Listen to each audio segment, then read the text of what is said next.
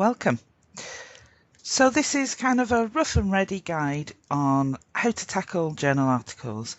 So you've probably already read some journal articles or started using them, and this is kind of a reminder for those of you that have. For those of you that haven't, have maybe been put off by journal articles, here's some tips on how to handle it. So here we have a journal article on total business excellence. And the first thing you need to do when you're searching for any journal article is read the abstract, because the abstract is what you'll find in the library search, but it gives you an overview of the journal. So it tells you what the journal article is about, what they're trying to tell you in the journal article, what they're explaining or discovering. It tells you about their methodology, tells you about what they found, and some of the limitations of research. So it's very important that you do read the abstract, because it gives you an idea of whether it's worth downloading and reading the article or spending time reading it, because you're all busy, and one of the things when you get an article is it worth reading or not? You read the abstract, you think, yes, there's potentially some useful information in here for me, and you open the journal article. You can see how long this journal article is. Page 942 to 984, so it's a reasonably long one. Some journal articles are 5 pages, some journal articles are 20-30 pages. And again, that gives you an idea of how much time you need to spend reading the article. So you can factor that into your time scale. Once you've done that, the two bits that you read first are the introduction, because the introduction will tell you a little bit more about the article, tell you whether it's worth you reading further and reading the rest of the article. You then scroll down to the conclusion. And the reason you do this is the beginning, the introduction, tells you what the article's about, what they're trying to do. The conclusion tells you what they found, what the learning points were. In the same way within your assignments, your conclusion should consist of your key learning points, the key things that you found or discovered during your essay, your assignment. And it's like that with journal articles as well. So once you've read the introduction and conclusion, you might think, brilliant, this is worth me spending some time on. The other reason for reading the introduction and conclusion is you might read the introduction and think, oh goodness me, I don't understand what's being said. Now, there's two ways you could take this. There's one, it could be that the article's not written in a way that you can easily access. And that does happen. The other thing is, you are going to learn new words. By reading journal articles, your vocabulary is going to increase. So don't be put off if there are some words you think, I don't know what this word means. You have to go and look it up. That's fine. And sometimes you'll see in academic writing, certain words have specific meanings. So once you've read the introduction and the conclusion, you decide yes or no, this article's for me or it's not. And you might have said, okay, I want to read it, so I want to go through it. And you start to read through the sections, and you'll find that journal articles are sectioned up. They usually have a literature review, they usually have something on the methodology they used, and then they'll have the results and they'll talk about how they collected the data, how they analysed the data. And as you're going through, you might think there's a lot of information here. How am I going to remember all of this?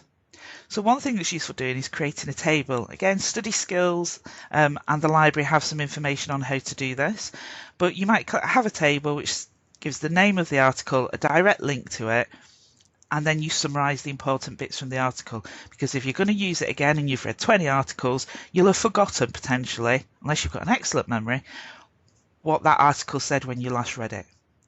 The second thing you can do is you can go through and you can highlight things that you think will be very important. So for example here, you might highlight leadership must shift the enterprise from a purely compliant-based management of ethics to an integrated compliant-based and value-based approach. It could be that's a quote that you think, oh, that'd be really useful to my article. Highlight it. So there are different apps that you can open journal articles in. They're usually all in a PDF, in which case there are different programs that you can open it which will allow you to highlight electronically. Some of you may prefer to print and use a pen highlighter, and that's really useful because when you're coming back to the journal article, you can spot the relevant bits fairly quickly. The next thing you do is, if you're reading through an article and you're thinking, okay, I want to summarise this for someone else, What do I do? Well, what you can do is the same thing you can do with newspaper articles.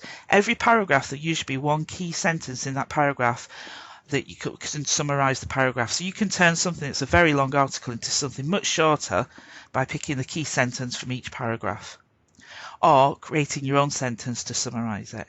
So when you're going through an article, you're trying to find out the key points. You might highlight them. You might look paragraph by paragraph and pick out particular sentences.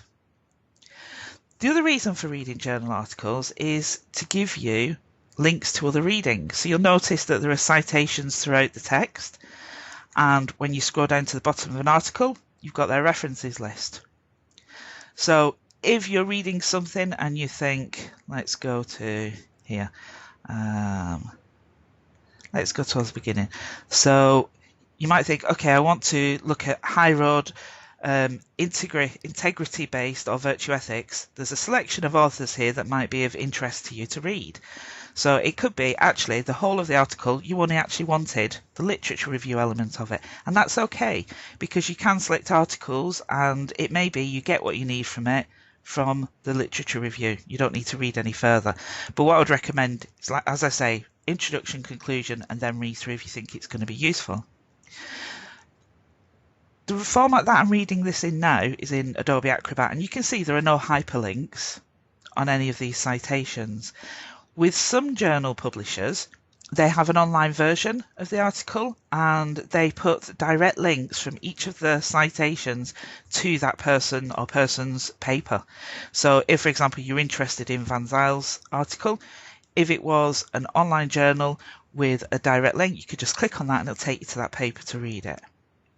So that's the difference between reading online and in this format. In this format, you don't get the direct links. No, not every journal publisher puts those in, but they can be quite useful if you're looking for reading on something else.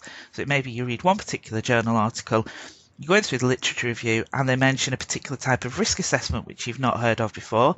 You might click that link, have a read at that other article. So it can be really useful reading one journal article to give you other sources that you hadn't considered or wouldn't have found on your own. So that's basically how to tackle a journal paper when you're reading it. So have a look at how long it is. Consider whether, from the abstract, whether it's one that's worth reading or not. Read the introduction and conclusion. Is there information in this journal that you think is going to be useful to you? Because usually you'll be reading for a purpose. So, for example, if you're looking at business excellence, you might say, oh, this paper's all about business excellence and looks at different aspects of business excellence and does a literature review of different types of papers on that. This will be an excellent journal article. You think, yeah, I'm going to read it. Now, it might be dense. There might be a lot of information in there and some jargon as well. That does happen. But if you think it's got information it's worth spending the time on the paper. There are some papers that are 2-3 pages long. They're not very deep. So the quality of academic journals can vary. So when you're doing a search, we usually recommend that you look for the peer-reviewed journals. But again, it depends on what you're looking for in the journal article. If you're working at a higher level, you're looking at level 7, for example, and you maybe want to look at the methodology someone's used.